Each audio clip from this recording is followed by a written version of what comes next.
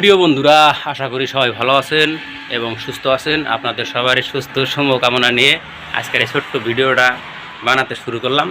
তো যাই হোক, মানুষ পাখির থেকে বেশি উঠতে পারে, দেখতে পাচ্ছেন আপনারা ভিডিওর মাধ্যমে। আমাকে সেই সুদূর গুয়াহাটির থেকে আবার ধুবড়ী ডিস্ট্রিক্টের একেবারে পশ্চিম প্রান্তে আলমগঞ্জ এসে পড়ছি সেই রঙের কাজের জন্যই।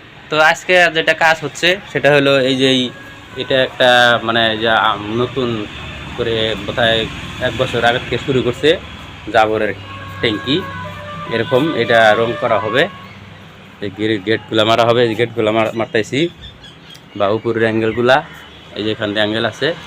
তাই যে এখানে দেখেন কি সুন্দর করে বানিয়ে রাখছে। হ্যাঁ, এটা করিডোর আর কি। এখানে গেট ঢুকে এটা হলো করিডোর। এগুলো এই যে দেখেন সব ভাগে ভাগে জাবর রাখা যাব। হ্যাঁ, তো এগুলো সব ওয়াল রং করতে হয় আর কি। এগুলো রং করতে হয়। এই যে জিআই পাইপ, এই পাইপগুলা এগুলো রং করতে হয়। তো এখানকার পরিবেশটা কিন্তু খুব ভালো লাগে, পাহাড়িয়া জায়গা। চতুর্দিকে দেখেন কি সুন্দর গাছপালা, বিভিন্ন মানে ফুল গাছ, তো অনেকটাই ভালো লাগছে।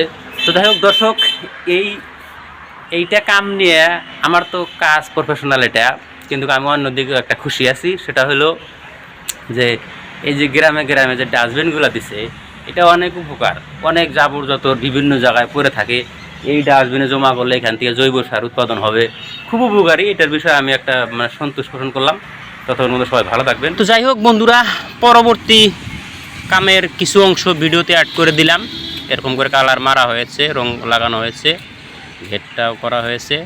তো যাই হোক, যদি আমার দৈনন্দিন জীবনের কাজগুলো যে ভিডিও আকারে শেয়ার করি, যদি আপনারা কোনো অংশ ভালো পান, নিশ্চিতে লাইক কমেন্ট শেয়ার করে দিয়ে আমাকে আরও উৎসাহিত করবেন, যাতে আমি এভাবে এই যে আমার যে আশাটা এটা উৎফুল্লিত হই এবং অনেকটা সাহসী হই আর কি আপনাদের সাথে থাকার জন্য।